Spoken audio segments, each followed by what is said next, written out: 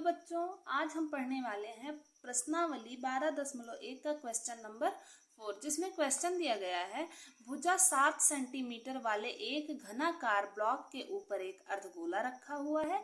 अर्धगोले का अधिकतम व्यास क्या हो सकता है? इस प्रकार बने ठोस का पृष्ठीय क्षेत्रफल ज्ञात कीजिए।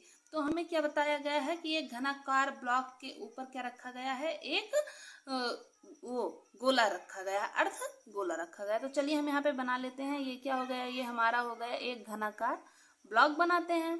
ये क्या चीज हो गया? एक घनाकार ब्लॉक। ये हो गया एक घनाकार ब्लॉक।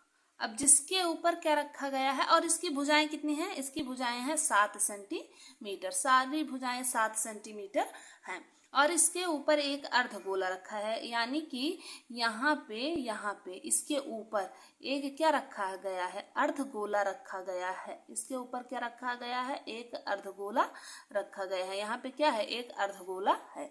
ये एक अर्धगोला रखा गया है। जैसे कि एक बुक है, इसके ऊपर एक कटोरी रख दी गई है, या घन के आकार की कोई भी आपकी वस्तु है, उसके ऊपर एक ऊपर ऐसे कटोरी रख दी जाएगी। उसी प्रकार से ये है कि एक घनाकार ब्लॉक है, उसके ऊपर एक गोला रख दिया गया है।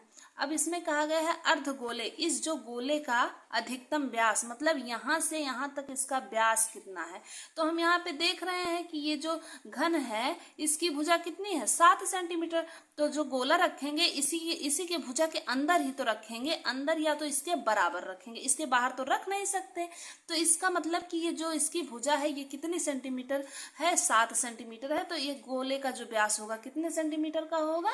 7 सेंटीमीटर। तो यहाँ पे हम लिख सकते हैं क्या कि अर्धगोले का व्यास, अर्धगोले का अधिकतम व्यास, गोले का अधिकतम व्यास, अधिकतम व्यास मतलब कि जितना हमारा घन है उसी के बराबर ही तो अधिकतम होगा। अगर उसके बाहर जाएगा तो अधिकतम थोड़ी ना हो जाएगा, उसके अंदर रहेगा तो न्यूनतम हो जाएगा, उसके बराबर रहेगा तो अधिकतम। तो इसका मतलब इसका अधिकतम व्यास क्या हो जाएगा? 7 सेंटीमीटर, क्योंकि भुजा 7 सेंटीमीटर तो व्यास 7 सेंटीमीटर। अब हमें क्या ज्ञात करना है कि इसमें पृष्ठीय क्षेत्रफल, इस पूरे ठोस का पृष्ठीय क्षेत्रफल हमें ज्ञात करना है। तो चलिए पृष्ठीय क्षेत्रफल ज्ञात करने से पहले हम इसकी त्रिज्या निकाल लेते हैं। जब हमें व्यास पता चल गया है तो त्रिज्या, अर्धगोले की त्रिज्या या त्रिज्या इक्वल टू क्या हो जाएगा? व्यास बटे 2। त्रिज्या बराबर व्यास बटे, तो व्यास कितना है? 7 बटे 2, इसकी त्रिज्या आ गई। अब हमें निकालना है ठोस का पृष्ठीय क्षेत्रफल। तो यहाँ पे लिखते हैं ठोस का पृष्ठीय क्षेत्रफल, ठोस का पृष्ठीय क्षेत्रफल। पृष्ठीय क्षेत्रफल इक्वल टू क्या हो जाएगा? अगर हमें इस ठोस का पृष्ठीय क्षेत्रफल, अब क्षेत्रफल क्या होता है कि ये जितना जगह घेरा हुआ है, इसके बाहरी क्षेत्र, इसका बाहरी क्षेत्र, जैसे यहाँ से यहाँ, यहाँ, यहाँ, यहाँ, मतलब ये क्या है? इसका बाहरी क्षेत्र। तो पहले अगर हम ये देखेंगे घन का क्षेत्रफल, पहले तो घन का है, ये घन है तो घन का क्षेत्रफल, घन के आकार का क्षेत्रफल तो घन का क्षेत्रफल। फिर क्या किया है? घन के ऊपर रखा है क्या? एक गोला, अर्धगोला। तो इस अर्धगोले का भी क्षेत्रफल धन अर्धगोले का क्षेत्रफल, अर्धगोले का क्षेत्रफल, गोले का क्षेत्रफल। अब अर्धगोला क्या होता है? अर्धगोला तो हमारा खाली होता नहीं है कि बॉल के जैसे होता है, अर्धगोला पूरा भरा होता है। गोला है क्योंकि वो पूरा गोला होगा, वो पूरा भाग उसका, जैसे गोला है ये पूरा भाग इसका भरा होगा, ये भरा भाग। तो अर्धगोला अगर भरा है तो इस जो नीचे वाला पार्ट ये दिख रहा है ये भी भरा होगा। तो इस वाले पार्ट को अर्धगोले के पार्ट से यहाँ से निकाल देंगे। तो ये इतना पार्ट ये दिख नहीं रहा है क्योंकि, तो इसको हम निकाल देंगे। हमें ऊपरी पार्ट का ही तो निकालना है, निचले पार्ट का तो निकालना नहीं। तो इसमें से ये वाला पार्ट हम घटा देंगे और ये जो पार्ट रहता है ये भी क्या होता है? एक वृत्त। तो अर्धगोले का क्षेत्रफल फिर माइनस कर देंगे वृत्त का क्षेत्रफल, वृत्त का क्षेत्रफल।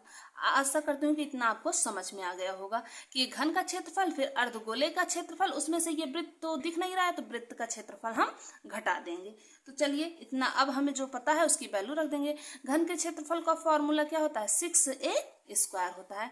धन अर्धगोले का क्षेत्रफल 2πr²। अब माइनस वृत्त का क्षेत्रफल का फॉर्मूला क्या होता है? πr²।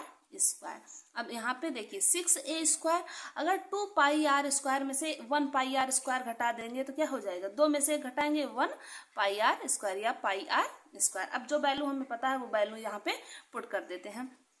तो 6 इंटू भुजा, ए मतलब भुजा, भुजा क्या है?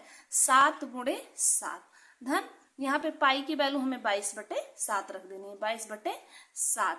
फिर आर की वैल्यू क्या है, आर की वैल्यू अभी हमने निकाली 7/2, 7/2 गुणे 7/2। अब देखिए यहाँ से 7 से 7 कट गया, 2 1 कम 2, 2 1 कम 2, 2 1 कम 2, 11 हो गए।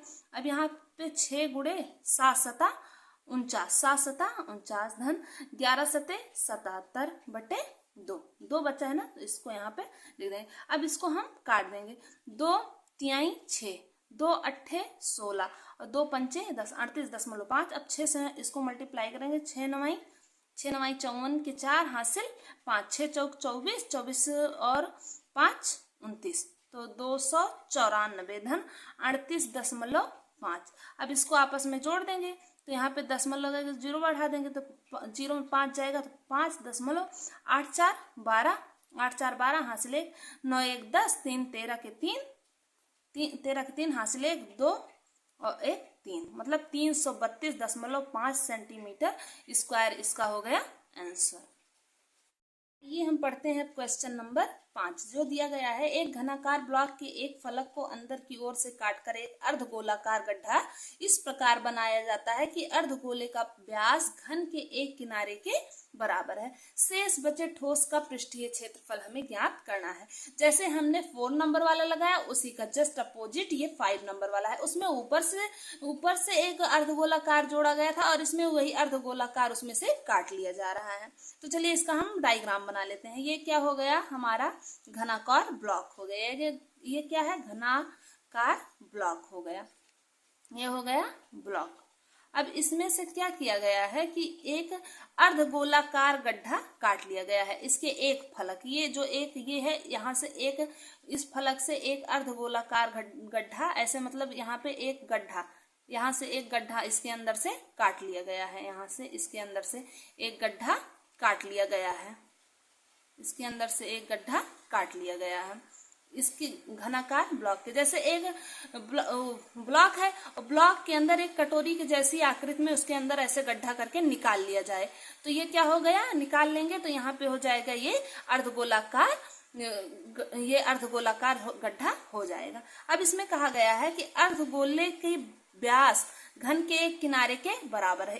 इसका जो व्यास है इस घन के एक किनारे के बराबर है। अब यहाँ पे हमें कुछ तो दिया नहीं गया है कि कितने सेंटीमीटर है, तो इसको हम मान लेंगे कि इसकी जो है ये क्या है, इसका किनारा कितने सेंटीमीटर है, यल मान लेंगे कि यल है। जब ये यल है तो इसका व्यास भी कितना हो जाएगा, यल। तो हम यहाँ पे लिख देंगे कि घन की भुजा या घन की भुजा बराबर यल, भुजा बराबर यल। तो यहाँ पे हो जाएगा वृत्त या अर्धगोले का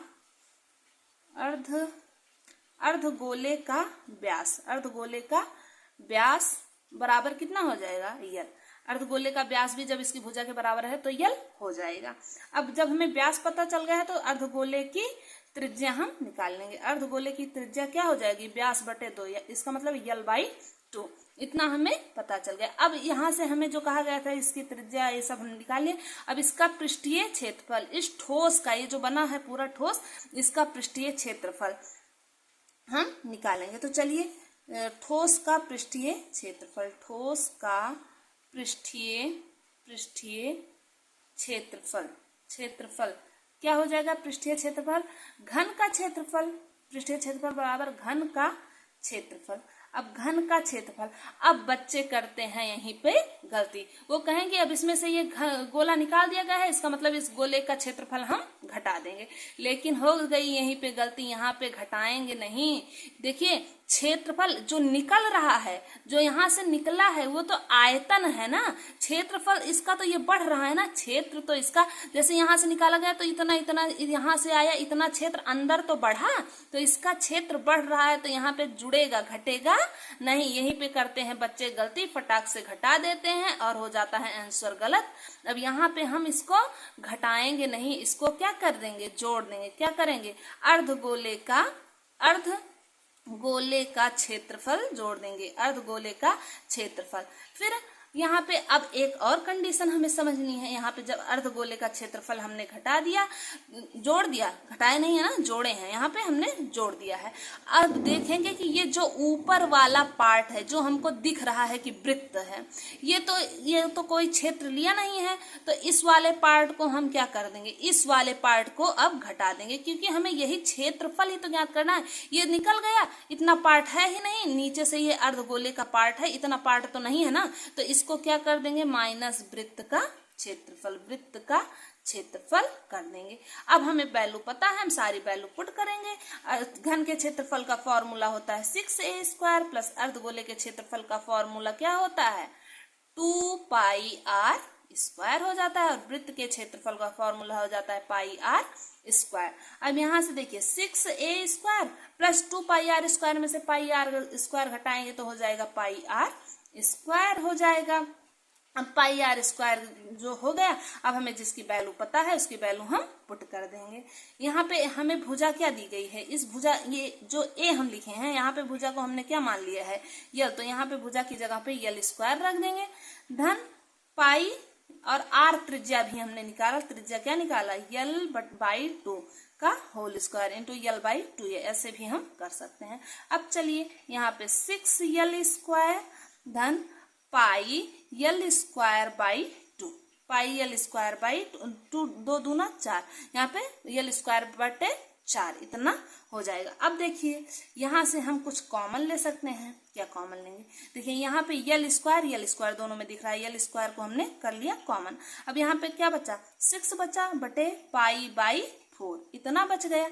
अब इसको हम और ज्यादा सॉल्व कर लेते हैं आगे, तो यहाँ पे हमें मिल जाएगा l²। अब इसका हम यहाँ पे कर लेंगे भिन्न का जोड़ कर लेंगे, तो यहाँ पे 6 चौक 24 धन π/4। अब बच्चे कहेंगे कि इतना आंसर नहीं आ रहा है, तो अब हम इसका आंसर एकदम मैच करवा देते हैं। क्या हो जाएगा l²/4 को ले आए हम बाहर, अंदर बच गया 24 प्लस पाई। अब इसको एक स्टेप और आगे करके आंसर सेम टू सेम 1/4। अब इसको 1/4 लिख सकते हैं इंटू l², और ये पाई इसको हम आगे तो लिख सकते हैं π + 24। आंसर हो गया यही आपका।